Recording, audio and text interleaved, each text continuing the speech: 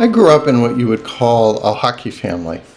My grandfather, my dad's dad, coached hockey for many years. My dad played. My grandfather ended up being inducted into the Massachusetts High School Hockey Hall of Fame.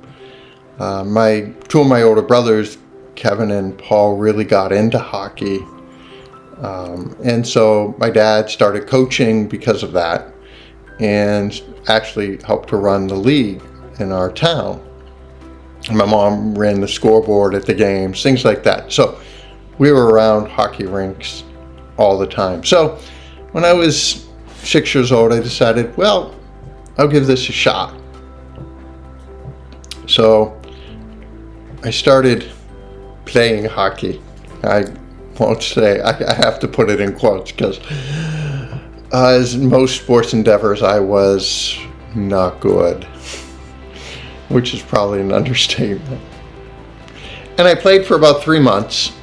And I remember one day I was miserable playing hockey. I really did not enjoy it. And I remember going to my dad and saying to him, "Dad," and I thought he'd be really, really disappointed. "Dad, I don't want to play hockey." And his response was like, "Okay, then don't play hockey." And so I stopped.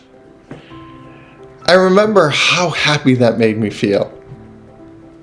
I remember talking to my dad years later about it.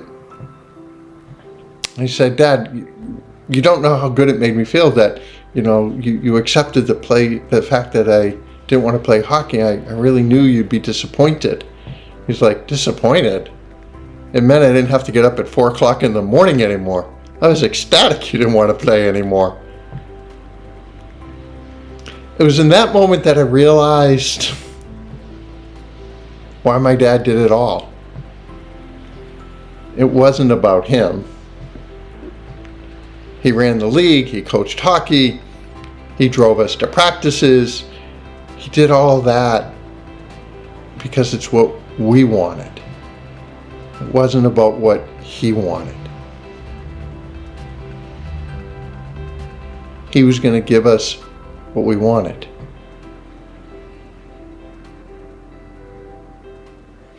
And as we think about our relationship with God, it's not so much God's going to give us what we want, because many times what we want is actually bad for us.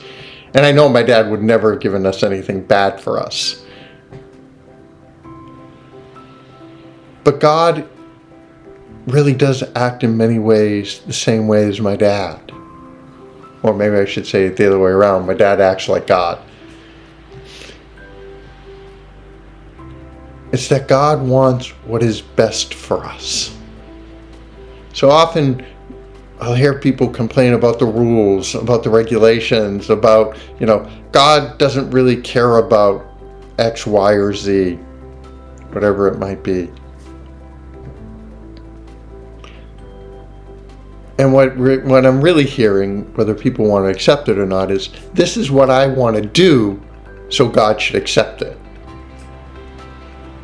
But that's not really what God is about. God wants what is best for you. He wants to give you the best life He possibly can give you. But the problem is we get in the way. We decide we know what's best. We decide we know what we really need. We decide essentially what our relationship with God should be. It's for us to determine that, not for God. And once that happens, we've really, in a sense, messed up our relationship with God. Once our relationship with God is about what we determine the relationship should be, then we're not really actually in relationship with God. Because again, God knows what's best, and that's what God wants to give us. Much like my dad, he wanted to give us those things that would be good for us, no matter what it cost him. And God works in the same way. Again, we just have to look to the cross. The cross teaches us how far God goes to give to us what is best for us. to help us to have the best relationship we can have with Him. But again, it's not up for us to determine that. We can't. We don't have all the information. Only God does.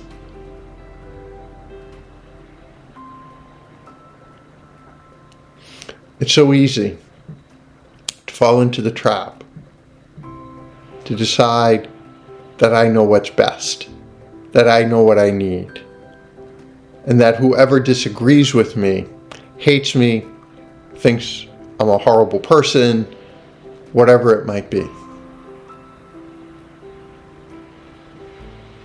But the truth is, we don't have all the information. We don't know everything, even about ourselves.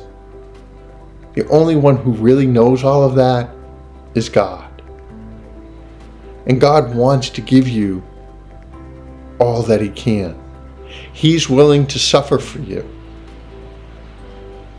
He's willing to put up with things that He shouldn't for you.